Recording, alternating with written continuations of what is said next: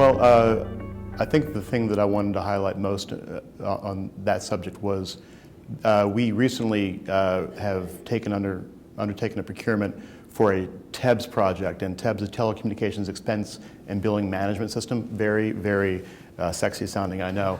But this is a critical core system to actually my agency's function, and we provide telco for all the executive branch agencies. So it's definitely not in the making your infrastructure better category, but we have a legacy system that's aging. It's pretty clunky, it's pretty old, and this is something that every agency relies on us for their billing.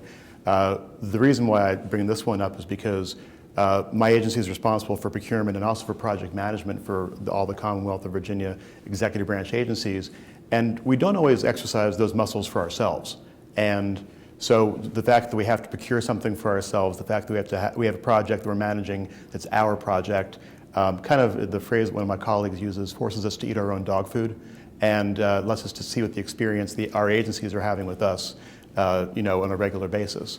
And so it's not particularly innovative, and it's not particularly, attractive unless you're a finance geek. But it definitely is something that we're proud of doing. We've been under budget, and it looks like we're going to be that way the whole time. And it's going to make our customer experience better to boot. So it's kind of a good for us. We get to exercise muscles we don't usually use, and it's good for our customers. They'll have a better experience when we're done. That's great. We signed a contract with Northrop Grumman in 2005 that really modernized our IT infrastructure. That contract comes up, it expires in 19.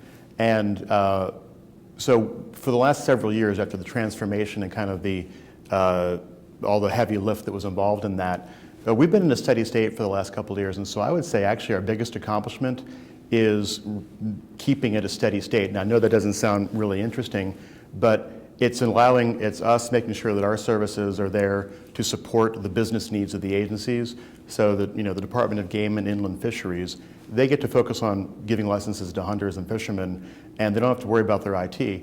And so I would say that is our number one accomplishment. And after that, I would list we've been focused for the last several years last 2 years actually, on becoming less of an asset-based organization and more of a process-based organization. And we've been really trying to move that along, and I think we're past the kind of initial wave breaking on the shore. I think that culturally it's kind of made it into our organization, but now I think I think what our folks are trying to concentrate on now is seeing the everyday instances where they can have that change in mindset apply.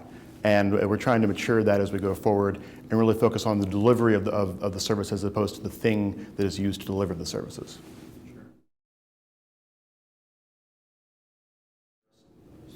Well, I think all of my top three challenges are interrelated.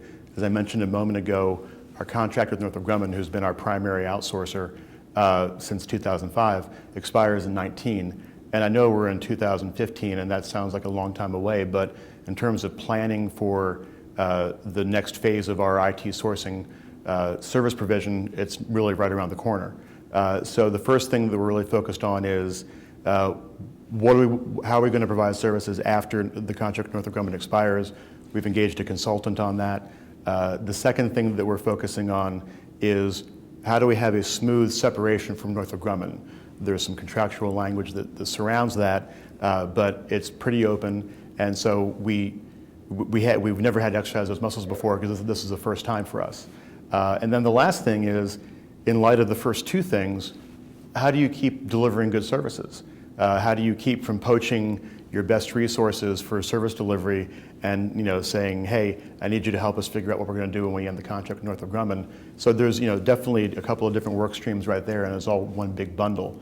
The things that I've been focused on here at the conference have been where the service delivery model that my agency provides, where people in our market see that going. When we signed the contract with Northrop Grumman in 2005, the first iPhone still wouldn't be introduced for over a year and a half. And I doubt that a lot of people can even remember their life before a smartphone. So we want to try and make sure that we're figuring out where the market is going and try and find the sweet spot for that service delivery. So I've been talking to a lot of people about that during the conference, and it's been very helpful. Great. Well, I have a fairly boring answer for that, and I'm sorry. Our agency is primarily focused on meeting our agency's business needs. So I'll give you a great example, body cameras. We're not going to be procuring the body cameras for law enforcement agencies, but we definitely will play what I'll call a support role in helping them identify the best value for storage of the body camera video data. And that's typically something that we do on the back end, is support the business need, have our business customers say to us, this is what we want to do, as opposed to us saying, we have this great new technology, figure out how you can use it. We prefer to let the business needs drive where our attention goes. Okay. Last week, Governor McAuliffe announced the first state-level information sharing and analysis organization. This is an organization intended to complement existing security information sharing efforts. The interesting thing about this is it cuts across both the public and the private sector. So you might have information being shared by my agency and the power company. In addition to that, the Virginia's been very active in cybersecurity. The governor formed the Governor's Cybersecurity Commission, and they've been taking a rather holistic look at cyber in Virginia, not just how do we protect our digital borders, but also making sure that cyber education is something that's offered at the state colleges and universities, and trying to make sure that the workforce for cyber's future is being provided by Virginia's educational institutions.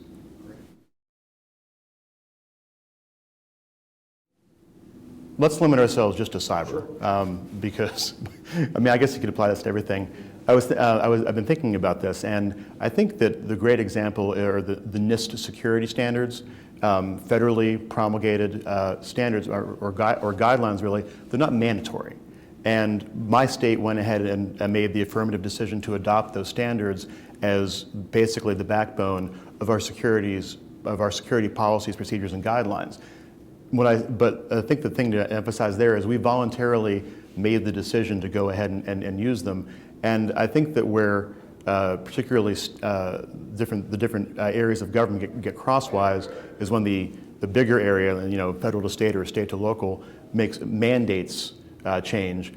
If the NIST standards had been mandated, we wouldn't have been able to adopt them at the rolling pace that we did. It was a very deliberate kind of iterative process that we went through, making sure, and we finally just adopted the last ones this last year. But I think that's one of the most effective ways they can collaborate, where particularly the feds, their expertise can be made available through optional standards and guidelines, and anybody can use them, but it's not an unfunded mandate.